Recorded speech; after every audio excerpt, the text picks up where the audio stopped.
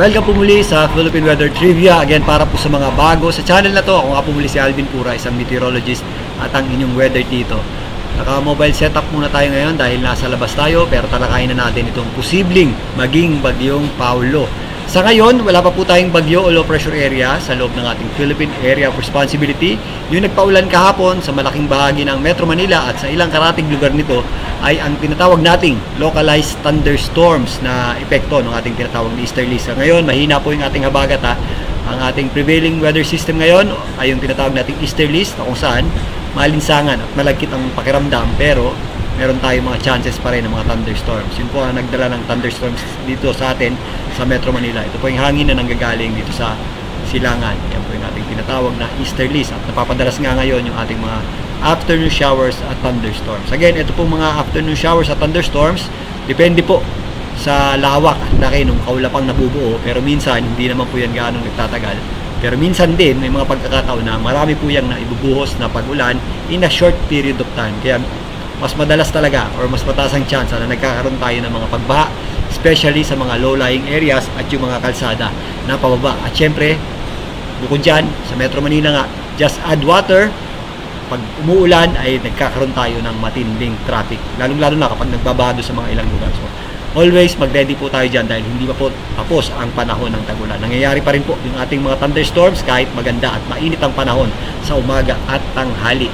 Yan po ang ating prevailing weather system ngayon. Kung mapapansin nyo, maaliwalas naman ang panahon natin sa malaking bahagi ng ating bansa. Maliban lang sa mga isolated o localized na pag-ulan ng thunderstorms. Meron lang tayo medyo mas mataas na chance ng pag-ulan dito sa areas ng Quezon, Rizal, kasama po dyan ang ilang bahagi ng Central Luzon at Aurora. Ito rin pong area ng Palawan, medyo maulap pong panahon natin dyan at possible po yung ating mga pag-ulan at mga thunderstorms. Sa ngayon, yung ating binabantayang sama ng panahon na posibleng maging bagyo in the next few days, o yung tatawagin nating bagyong Paulo, ay nandito po.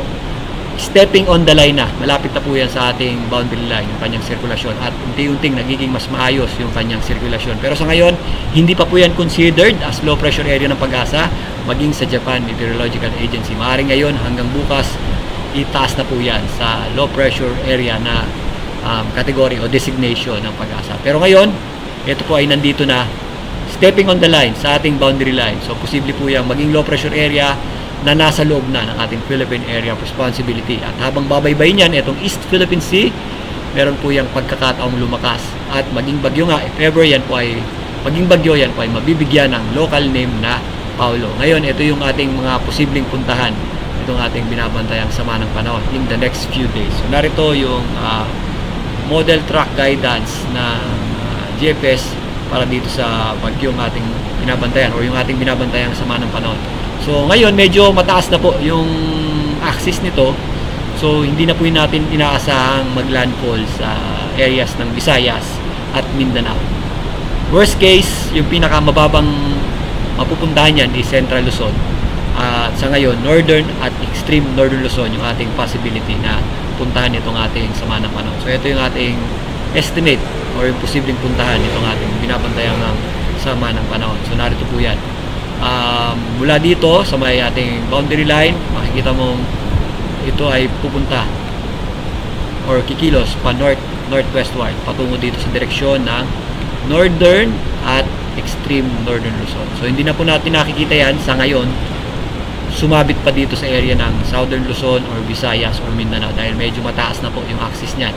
Kung susumahin natin yung kanyang general location ngayon is nasa eastern section ng Northern Luzon na yan. Again, yung ating mga sama ng panahon nagre-recurve yan pataas kadalasan unless may ibang mga bagyo or weather system na nakaka-apekto dito. So ito yung ating pagtaya niyan in the next few days. Pero yan, gradual improvement po ang ating aasahan dyan habang kumikilos dito sa may East Philippine Sea.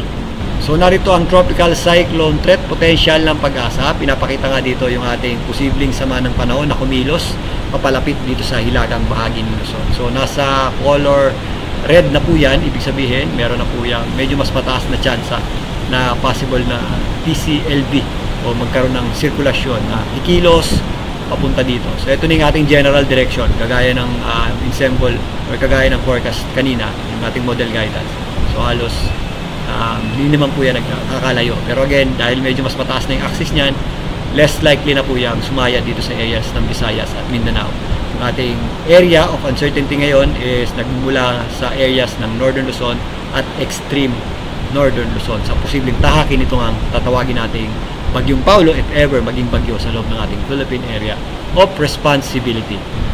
So narito naman ang pagtaya ng pag-asa sa mga posibleng bagyo ngayong October. If ever yan po ay maging Bagyong Paulo na ngayong October, yan po ang ating unang bagyo. Pero ayon sa pag-asa, meron tayong inaasahang 2 hanggang 4 na bagyo ngayong October. So kaisa na po tayo if ever maging bagyo po ito sa loob ng ating Philippine area of responsibility. Again, sa ngayon nga, medyo malayo pa po itong ating binabantayang sama ng panahon, pero unti-unti na po yung nagkakaroon ng organization sa kanyang sirkulasyon at sa mga susunod na araw, dahil dadaan nga yan dito sa may East Philippine Sea, which is notorious sa pagpapalakas ng bagyo dahil sa mainit na temperatura ng karagatan. So inaasahan natin na may pagkakataon po yan maging bagyo at lumakas pa sa mga susunod na araw bago pumasok ang weekend at maaaring ang didikit dito sa areas ng Northern Luzon at extreme Northern Luzon. Sa ngayon, meron pang mga possibility na magbago yung kanyang direksyon at lakas sa mga susunod na araw. Kaya babantayan natin yan. Pero again, maganda na po tayo sa mga possible effects niyan, particularly sa mga malalakas na pagulan at yung mga areas naman na dadaanan ng kanyang center sa malalakas na bugso ng hangin. At ito muna ang pagtalakay natin dito sa posibleng maging Bagyong Paulo. Muli ako po ang inyong weather dito mula sa Philippine Weather Trivia. Gandang tanghali po.